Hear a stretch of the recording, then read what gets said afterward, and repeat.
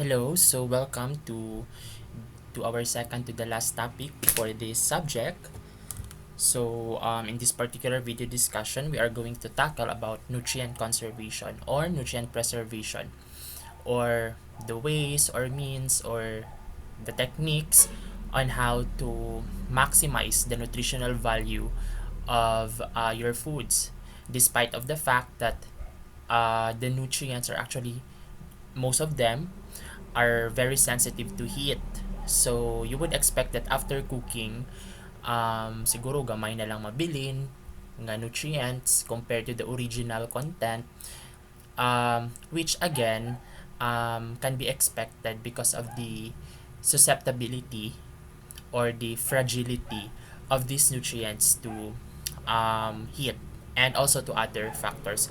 So we are going to discuss now unsay mga strategies in order to at least minimize nutrient loss during food preparation. So after procuring food supplies, the next steps in the food flow such as storage, preliminary preparation, and actual cooking may reduce the amount and or quality of the nutrients contained originally upon purchase.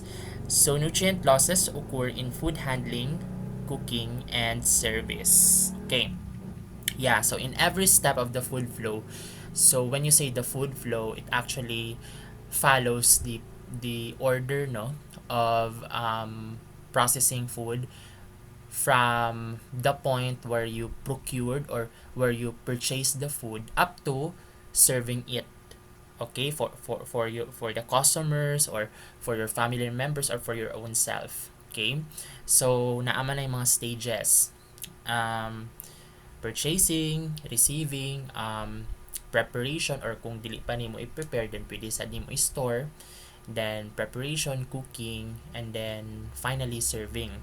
Okay, so yeah, so in every step of the food flow, nutrient loss can happen. Okay, so that's why it's very important to take note that thought. Okay, it's because it doesn't mean that it's only during cooking that nutrient loss can happen. Yeah, of course. Yeah, that is the food flow. So purchasing, storage, preparation, cooking, or processing, holding, service. So it's very important, no, nga dili lang dapat ta magluto or mag-prepare og food, because that's not really the job of a dietitian. Okay, na ay cook na responsible for, for making the foods palatable. Ang atong role might be, or atong role is, to make sure that in every stage of that food flow, nutrient loss would be minimized. Okay, because yeah, we are much concerned with the nutrition, or with the amount of the nutrients ultimately used by the consumer. Okay, so yeah, these are the different nutrients with their stabilities. Okay, in these factors, or in these physical agents. Okay, or in these different conditions. So U means unstable, S means stable. Okay, so for example, vitamin C, unstable siya sa neutral, then stable siya sa acid. But the rest, unstable na siya: alkaline medium, air or oxygen, light, moderate heat. And cooking loss might be up to 100%. So when you prepare foods that have vitamin C, the cooking loss would reach up to 100%. Okay, so mo nang pasabot ani, no. Okay, so that's why when you look at this, and then you would notice na that there are two vitamins that when or after cooking, they would be lost as much as 100%. So wala na gyud mabilin. Okay, if not handled properly, or if the strategies for conserving nutrients are not employed, then certainly pwede gyud mo abot 100% ang cooking loss. Okay, so vitamin C and folates, because these two are the most sensitive vitamins when it comes to cooking loss. Okay, Stable means you don't have to worry about it. If that certain nutrient is exposed to that particular condition, then it's nothing to worry. Yeah, it's you don't have to worry about it. It's because it's stable anyways in that particular condition. Okay, such as your vitamins. Of course, vitamin C is an acid itself, so it really doesn't mind if it is being exposed or it is being contained in an acidic medium. For example, acidic cooking medium, like unsa may mga acidic nga mga, or what are the dishes that you would expect na acidic siya, di ba? For example, sinigang, di ba? It's because it's sour, so therefore the pH might be acidic, which is true. Okay, nganong sour man siya, it's because the water in it is acidic. So that's why okay ang vitamin C ana diha, kay stable man siya ana diha. Okay, so problems would occur if these vitamins are put on a condition where they are declared unstable. Okay, and on the other side of the spectrum, the one that is the most stable of all of them, okay, is actually niacin, okay, or vitamin B3. So in all conditions, niacin is stable, and the cooking loss is up to, although it's up to 75%, no. Okay, yeah. Okay, but it doesn't always mean that if it is unstable, then the cooking loss is also great. Take for example vitamin B12. Unstable ang B12 sa air or oxygen or light, but the cooking loss is only up to 10%. Okay? Because when you say cooking loss, it is when the food is cooked. But lahi maning kung i-expose siya sa air, di ba? For example, if you leave that food for a very long time exposed to the air, then certainly when vitamin B12 comes in contact with oxygen, with atmospheric oxygen that is present in the air, then it would be destroyed. It's because it is unstable in there. But lahi siya during cooking. Okay? So during cooking, vitamin B12 and vitamin K are the most stable. But if the question is unsay pinaka-stable sa when you take into consideration all of these conditions, then the answer would be niacin. It's because it's stable to all of this. Okay? Yeah. So, inana na siya. So, the antioxidants, vitamin C and vitamin E, are very unstable to oxygen as well as to light, because light also catalyzes oxidation. And you know that vitamin E, it's because of its action as an antioxidant, then it would really be destroyed if it comes in contact with oxygen, because that's its very function, diba? To sacrifice itself so that the cells that vitamin E is being protected will really be protected. Okay? Kumbaga siya ang mag-salvage or siya ang magsalo atong mga free radicals, no? Okay? Yeah, because of its antioxidant function. So that's why it's very unstable in the presence of oxygen. So it is really important to make sure that vitamin E does not come in contact with oxygen, or else vitamin E becomes unusable. Okay? So bisag kaunon pa na nimo, kung oxidized ng vitamin E, it would no longer serve its original function. Okay? So what about minerals? Okay, they are stable. It's because they are minerals. They are inorganic. Yeah, so that means they are not that affected compared to other nutrients because they are inorganic. And the cooking loss is only up to 3%. Essential fatty acids, okay, like unsa man to mga essential fatty acids, di ba duhara man to. We have alpha linolenic acid and linoleic acid. So they are also unstable in the presence of air or light. Yeah, because they can easily be oxidized. But the cooking loss is only minimal. The essential amino acids, as you can see, they are generally stable, no? With some few exceptions. Say for example, tryptophan isn't stable to light. Yes, okay, it's the only amino acid that is unstable to light. So therefore, if tryptophan is exposed to the light, tryptophan would destroy itself. Okay, because tryptophan, because of its chemical structure, it tends to absorb light. Okay, yeah, and would destroy itself in the process. Okay, the most stable is actually phenylalanine, no? Only 5% stable during cooking, kay 5% lang iyang loss. Generally, these essential amino acids are very stable sa cooking except aning kung ano, lysine kay medyo dako-dako 40%. Yeah. Lysine is easily destroyed especially when Maillard reaction ensues because you remember Maillard reaction is the reaction that happens between an amino acid and sugar. So, among the amino acids, lysine is the most destroyed essential amino acid in Maillard reaction because it's the one that usually conjugates with sugar and would destroy itself in the process. So, Maillard reaction would somehow decrease the nutritional value of food. Yeah, kay ma-destroy man ang lysine. It is especially true when, for example, when you bake breads, okay? Flour itself um, is not a complete source of protein because it is deficient in lysine.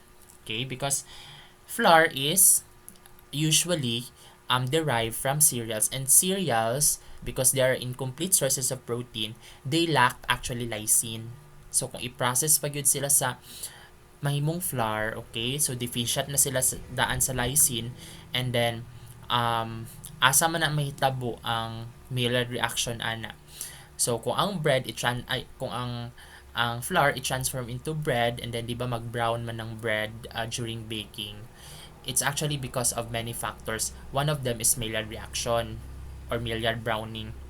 Yeah, during the process of browning the bread, the remaining lysine is actually destroyed. So after baking, the nutritional value, at least when you look at the lysine content, would be further decreased. Yes. Okay.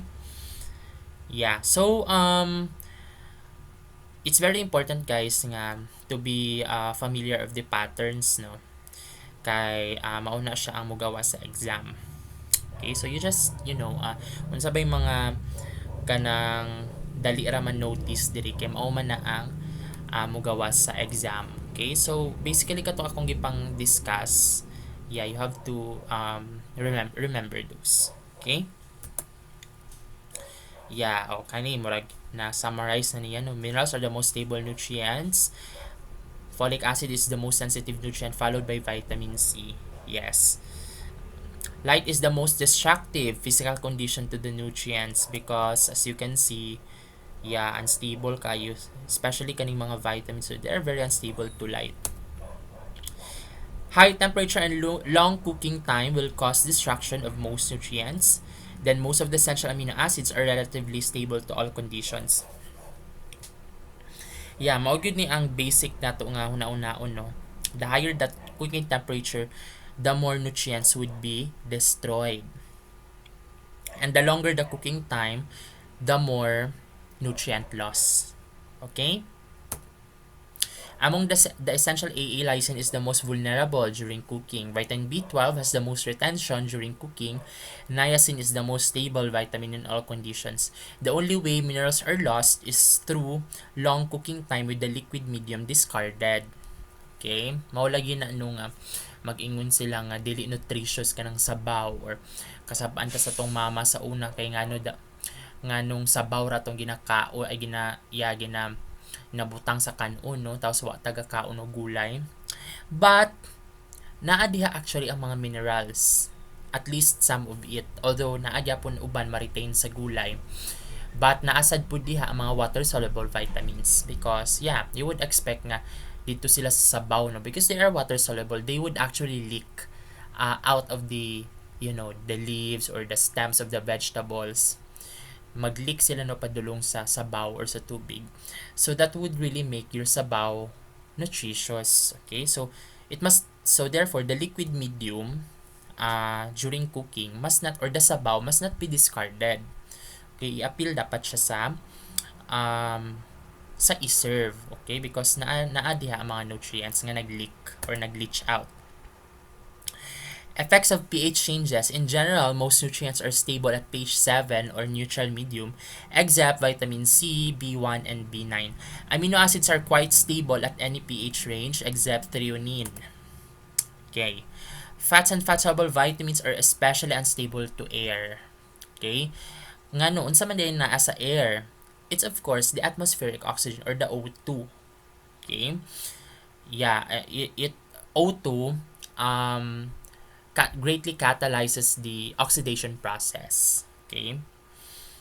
Yeah, so antioxidants such as vitamins A, C, and E are oxidized in the air, losing their antioxidant or their nutritive function. Carotenes discolor in prolonged exposure to air, losing its nutritive value. Okay, so it's very important, guys, nga these antioxidant vitamins should not be exposed to the air. Otherwise, they would lose their nutritive quality. Effects of light. Again, fats and fat-soluble vitamins are very not stable to light. Okay, among the essential AH, tryptophan is the most sensitive to light. Light accelerates oxidation reactions, as what I've said. What about heat? Water-soluble nutrients are more unstable to heat than fat-soluble vitamins. So some studies suggest that microwave cooking conserves more nutrients than conventional cooking. Yes, okay, I would agree to that. But it's the steaming method that is by far the best way to cook the foods in order to conserve most of the nutrients. So, ang steaming, no, mauna siyang cooking method that would really preserve most of the nutrients.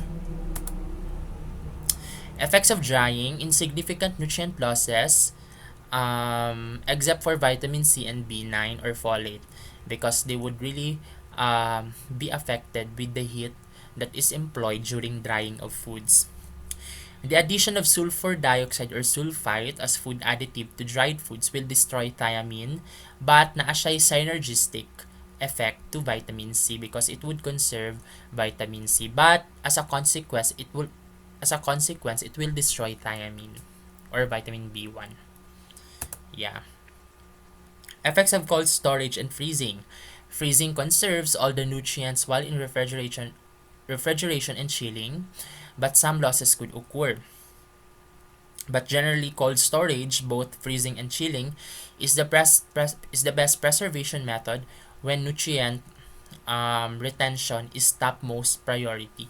Thawing is done inside the refrigerator to conserve the nutrients and ensure its safety. What is thawing? Pagpalanay, okay.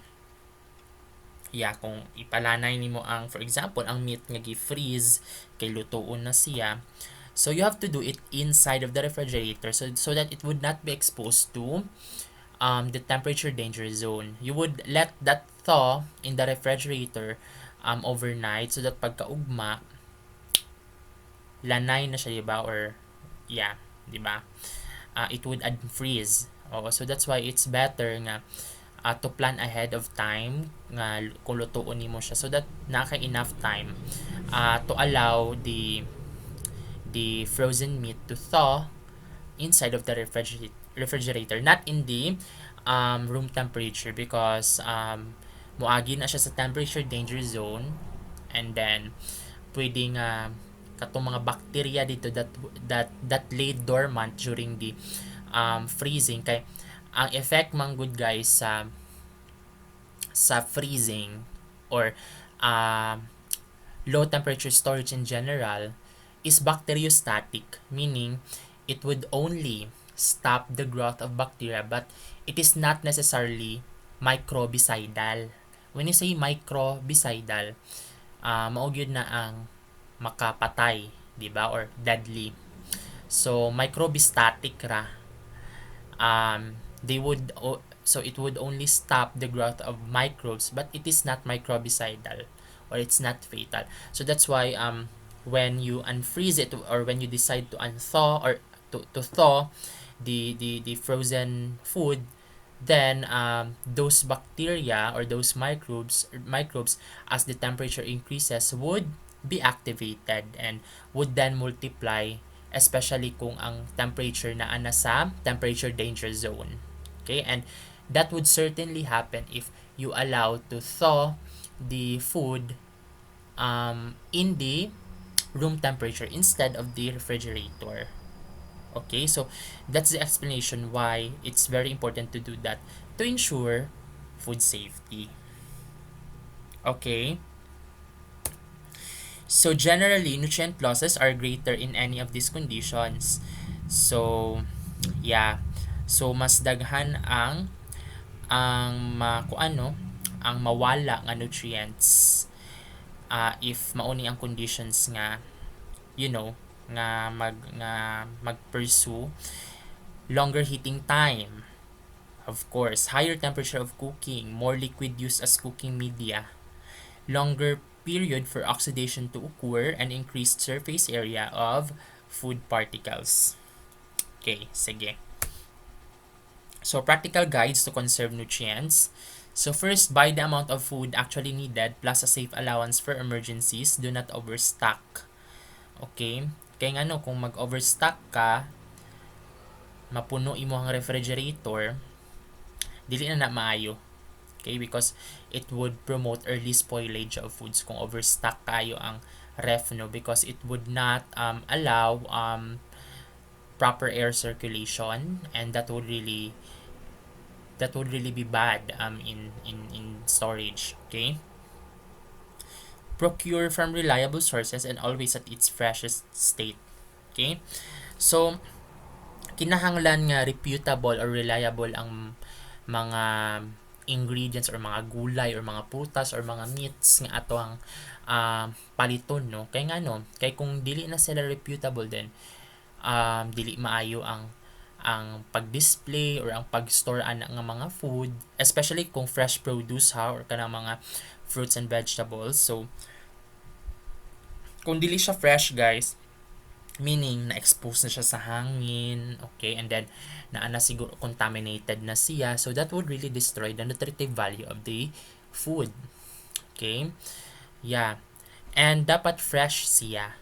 Okay, kay that means kung dili na siya fresh, kung dugay na siya diha nga gi-display, okay, tas gipalit gyapon nimo, wala na, kay kana manggong mga fresh produce, bisag gi-harvest na sila, bisag wala gi-remove na sila sa ilang parent plants, they still continue to respire. That means they still continue to use up the nutrient stores that are inside of their tissues. Okay, like for example, kanang mga prutas, okay, they would still continue to respire. They would still continue to use the sugars inside of the fruit. So that's why that would also explain nga nung mo ripen siya, depende kung climacteric fruit siya, di ba? So most of the climacteric fruits mo gyapon sila, mo hinog or mas mo tamis during bisag pag-harvest na sila or bisag i-pick up na sila, di ba? So yeah, they would still continue to use not just the sugars, the proteins and the fats that are inside of their fruits, but also the vitamins and minerals that are in it. So that's why kung dili na siya fresh, then gamay na lang ang nutrient value niya. Okay, so mao na siya pasabutan ng mao na siyang relation between the freshness of the food with nutrient conservation. Buy produce in season. Other than fruits and vegetables, there are also food items at their peak of supply, like seafoods and fishes. Aside nga mas barato kung in season ang fruit or ang gulay or kaning mga meats nato, Okay? Um, yeah, ang wastage po no is would also be minimized. Okay? Refrigerate or freeze the purchased foods as soon as possible. Okay? Because that would really limit the, or that would really delay or stop the growth of microbes. Of course, unsay nganong naay mga microbes dito sa atong mga pagkaon, because they also need the nutrients that are in it. Okay, so we are actually competing with them for nutrients. So that's why kung mas limpyo ang pagkaon, mas taas iyang nutritional value, no, because that means gamay lang ang mga bacteria or mga microbes diha that feed on the nutrients in it. Okay, so and madelay ang kung ano ang pagkadaot niya. Okay, yeah, so therefore that would really preserve the nutrients in them. To prevent losses during washing, rinse fruits and vegetables before cutting, not after. Okay, nga naman, of course, it's no-brainer. Kay kung mao ni siyang practice nato actually. 'Di ba? I-cut na to ang vegetables or fruits. Tapos hugasan dayon, 'di ba? The nutrients are actually in the kuan, in the inside of the flesh, for example sa fruit. Okay? Although ang mga nutrients na apud sa peel, no, the pit, pero beneath the peel, not in the surface of the peel, not in the surface of the peel that is visible, but beneath it. Okay, so although it would not be washed, okay, okay, so kung ipil na nimo tapos hugasan, panitan nimo tapos hugasan, diya baya ang mga nutrients, di ba? So ma-wash off sila. Okay, especially kanang mga vitamin C, which are water soluble.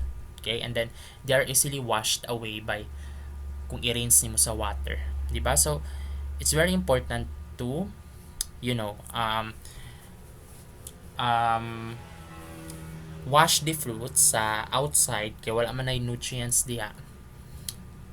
Then dito na dayon nimo i-cut after, not nga unahon nimo ang cutting tapos hugasan, because that would really lose the nutrients.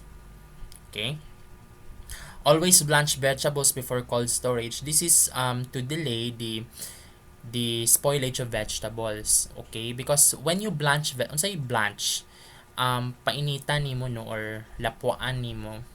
Okay, but siguro ang lapwa nga word, no, kay very superficial lang siguro, or kanang literal ba nga ikuan lang nimo og unsa ni kanang tubig nga init.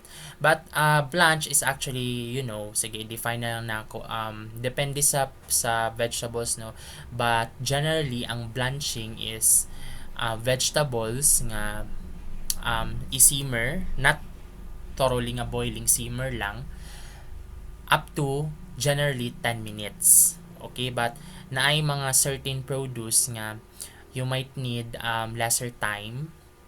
Okay, kay mas gamay siya, depende sa surface area pud, no. Okay, but generally it would take up to 10 minutes, okay, to blanch these vegetables. Okay, naiuban nga 3 minutes lang. Okay, sufficient na no to just kill the bacteria in it or the other microbes in it, as well as the enzymes that would cause early spoilage. Okay, so before storing the vegetables sa refrigerator or sa freezer, okay, mas nindot nga i-blanch sa siya para dili siya dali madaot. Okay, kay kung gi-store nimo siya diretso, wa nimo gihugasan, then yeah, or wala nimo gi-blanch, then if you want to preserve the vegetable for a longer time, then do that. Okay? But blanching is not necessarily done if pagkaugma gamiton ra gyapon nimo, di ba? So okay ra na siya, but if you plan to store it for a long time, then you really have to do blanching para makaabot pa siya weeks or even months. Okay? So in cutting fruits and vegetables, minimize exposure to oxygen, keep whole as much as possible. Okay, kay once man gud ma-expose ang nakat nga surface, then enzymatic browning would then ensue, di ba? And enzymatic browning destroys many nutrients. Okay? Notably vitamin C. Okay? Yeah, it's because of the oxygen. Okay? It's an oxidative process. So, those vitamins that are very sensitive to oxygen would be destroyed. So that's why kanang mga na brown na apple peels or mga apple slices or mga fruit slices nga nag-brown na, di ba? Wala na, daot na ang mga vitamins diha. So as much as possible, ato ang i-prevent ang enzymatic browning. Store cut produce in airtight wrappers and store juices that have been opened in closed containers, then refrigerate. Okay? Yeah. Cook in small or minimum amounts of liquid. Cover tightly as appropriate. Pressure cooking and boiling would lead to the greatest nutrient losses while frying occupies an intermediate position. So, I've told you ganina no, microwaving and steaming are superior when it comes to nutrient conservation. Liquid cooking medium must be consumed as soup or used in making sauces or gravies para at least ma-salvage kapon tong mga nutrients nga nag-leach out to the cooking medium or to the sabaw. Okay? Yeah. Very important po guys no nga kung i-cut nato ang gulay, okay? Then i-conserve nato pagkaugma pa nato gamiton. It's very important nga ibutang siya sa container nga airtight ang lid, okay, para walay or very minimal lang ang amount of air nga naa sa sulod. Okay? Then it must be closed. It must be closed with a lid kay kung i-expose ra nimo siya sa sa ref nga walay lid or walay takop, then yeah, nutrient losses would happen. Okay? Cook minutes just before serving. Cover as needed. Do not overcook. Okay? So, yeah. Cover as needed, no? Okay? Kaya nga, no, the purpose nga nung kinahanglan nga i-cover nato ang kung ano ang dish while cooking para dali maluto, di ba? Kay para mag-concentrate ang heat dito then. Yeah. And do not overcook it kay nga cooking would generally destroy much of the nutrients. So yeah, so kung overcook na ang vegetables, so wala na yung mga nutrients diha. Cook just enough quantity with some safety allowance to avoid storing any leftovers. So store leftovers following after sealing the container tightly, so para dili sila ma-expose sa oxygen. Okay? And then when you prepare like mga vegetable slices, mag-slice lugar mo carrots or mag-slice mo sayote, patatas, kung dili pa ninyo lutoon, then cover it.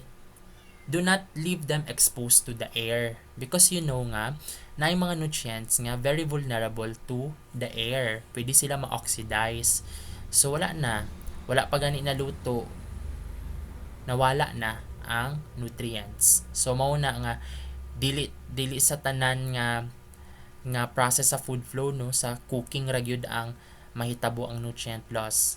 O bisag pa sa purchasing, kung wala ka nag-buy sa mga maayo nga mga sources, then nutrient loss or the opportunity cost would be very high nga nganong dito ka nagkuha og mga or nagpalit nga pwede man ka makapangita og other sources that more reputable. Okay, so cooking loss would certainly happen during diha pa nga stage. Okay? Yeah. So, if the cooked food is not to be stored, serve as soon as possible. Mas maayo no nga kauno nato.